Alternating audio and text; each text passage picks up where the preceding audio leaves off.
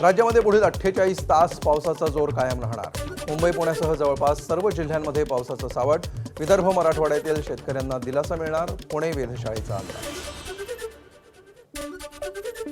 मुंबईला पाणीपुरवठा करणाऱ्या धरणांमध्ये 61.90% पाणीसाठा।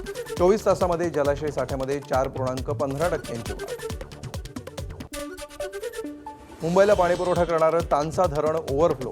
गेल्या 2 दिवसांपासून सुरू असलेल्या मुसळधार पावसामुळे पाणी पातळीत वाढ।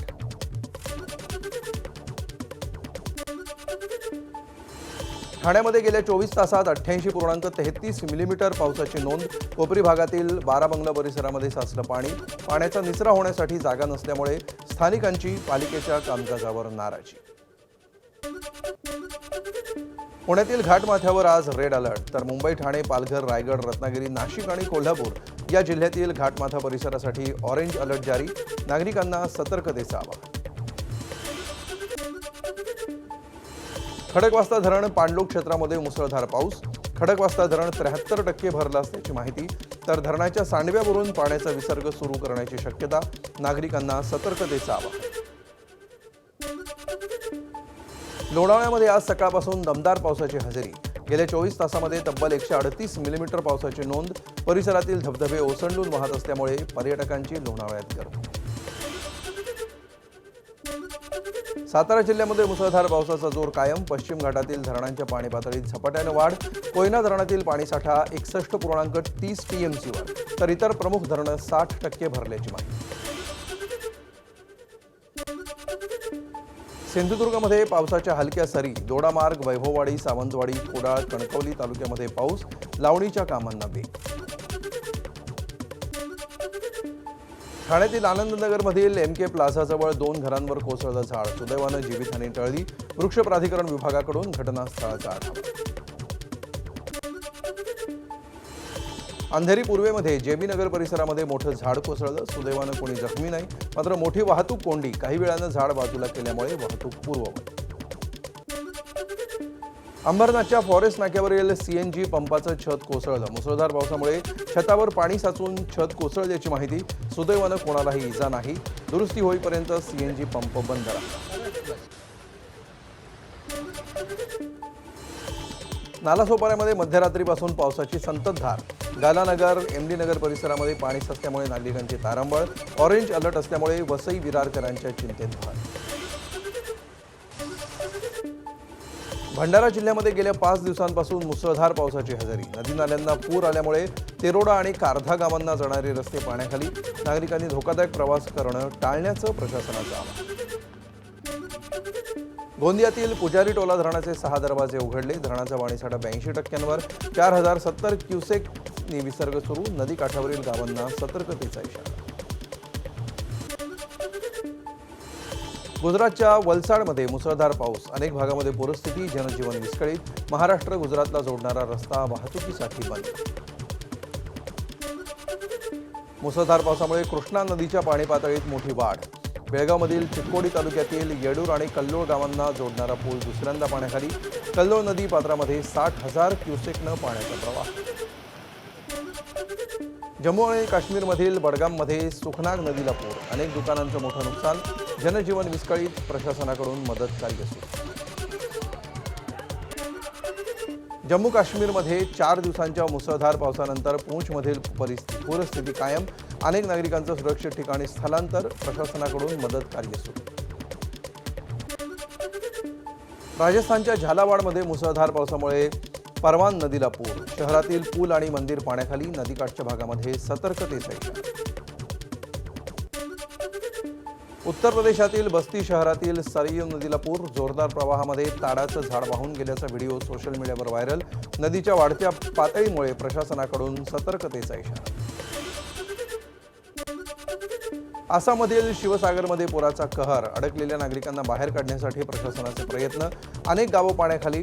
हवाई दलाकडून हेलिकॉप्टर्सद्वारे पूरग्रस्त भागांचं सर्वेक्षण। आसाममध्ये मुसळधार पावसामुळे पूरस्थिती। नद्या धोकादायक पातळीवरून वाहत असून अनेक लोक अडकले। भारतीय सैन्याकडून शिवसागर, जोरहाट, चराईदेव जिल्ह्यामध्ये मदत कार्य सुरू। एअरफोर्सच्या सहाय्यानं रेस्क्यू सुरू। हिमाचल प्रदेशातील कांगरामध्ये ढगफुटीमुळे 15 ते 20 घरं जमीनदोस्त. गडगुन, लाम आणि स्पडा या गावांमध्ये परिस्थिती गंभीर.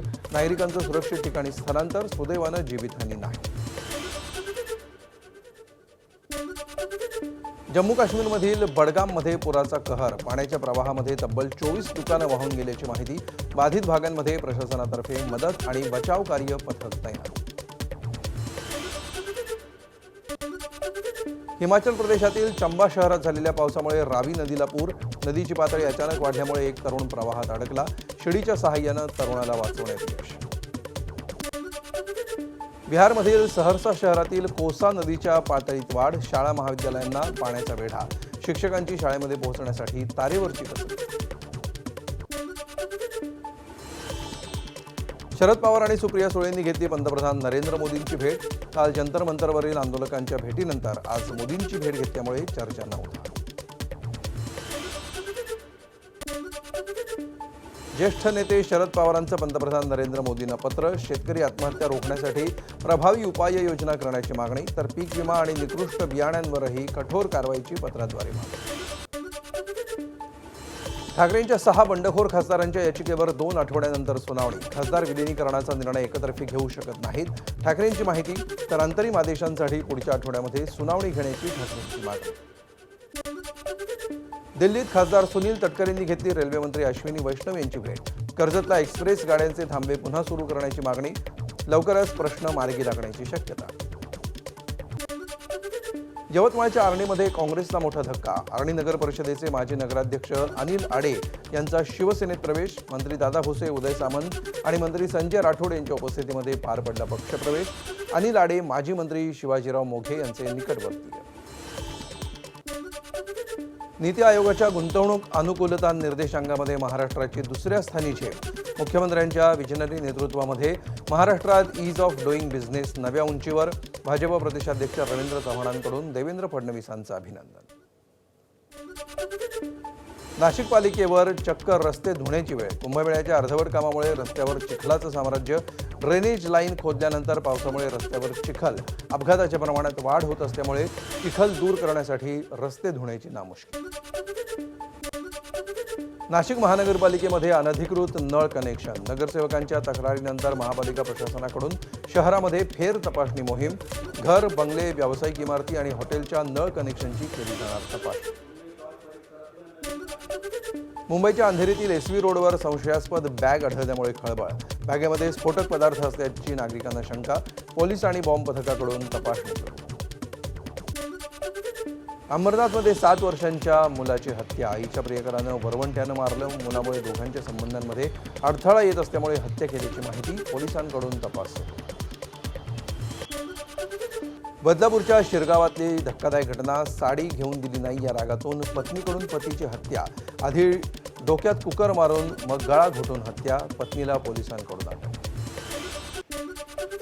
ठाण्यातील नगर पोलीस ठाण्याच्या हद्दीमध्ये महाराजा हॉटेलमध्ये प्रियकराकडून प्रेयसीची हत्या. उशीनं तोंड दाबून हत्या. नंदकिशोर गाडेकर या 27 वर्षीय आरोपीला अटक. हत्येचं कारण अस्पष्ट. नागपूरमध्ये रिक्षाचालक हत्याप्रकरणी 7 आरोपींची धिंड. अवघ्या काही तासामध्ये पोलिसांकडून आरोपींना अटक. रिक्षाचालकावर हल्ला करण्यापूर्वी आरोपींनी एका डिलिव्हरी बॉयला देखील लुटल्याची माहिती. मध्य प्रदेशात ऑपरेशन कोम्बिंगची धडक कारवाई. 12 संशयितांना ताब्यात घेत त्यांच्याकडून बेकायदेशीर शस्त्रसाठा आणि 32 वाहनं जप्त. जळगाव, नाशिक, धुळे पोलिसांची संयुक्त मोहीम. चालकाला मारहाण करून तांदूळ भरलेला ट्रक लुटणाऱ्या टोळीतील एका आरोपीला अटक. गोंदियाच्या रावणवाडी परिसरातली घटना. चोरी केलेल्या ट्रकसह 18 लाख रुपयांचा मुद्देमाल जप्त. इतर फरार आरोपींचा शोध. मध्य प्रदेशातील फोर्टिफाईड तांदूळ घोटाळा प्रकरणी गोंदियाचे 2 राईस मिल मालक एसआयटीच्या ताब्यात. शासकीय तांदळाची खासगी राईस मिलमध्ये विक्री. आतापर्यंत 10 जणांना अटक. ट्रक चालकांच्या चौकशीनंतर फुटलं बिंग. भंडाऱ्याच्या लाखनी तालुक्यातील मानेगाव या ठिकाणी महामार्गाच्या अंडरपास कामातील निष्काळजीपणामुळे पाणी पुरवठा कर्मचाऱ्याचा मृत्यू. सर्व्हिस रोड नसल्यामुळे चिखलमय रस्त्यातून मार्ग काढताना पाय घसरून कर्मचाऱ्याचा मृत्यू. चुडामणी कंकलवार असं मृत कर्मचाऱ्याचं. नागपूरच्या एलईडी चौकामध्ये भरधाव एसटीची टेम्पोला जोरदार धडक। अपघातामध्ये एका ज्येष्ठ नागरिकाचा मृत्यू तर दोघे गंभीर जखमी। सुनील जाधव असं मृत नागरिकाचं नाव। अपघातामध्ये टेम्पो रस्त्याच्या कडेला उभ्या असलेल्या तिघांच्या अंगावर उलटला।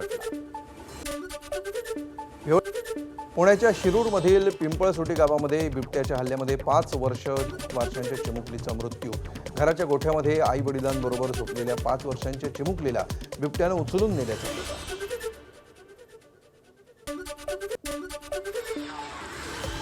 नाशिकच्या धात्रक फाटा परिसरामध्ये खड्ड्यात अडकली स्कूल बस। 35 ते 40 विद्यार्थी थोडक्यात बचावले।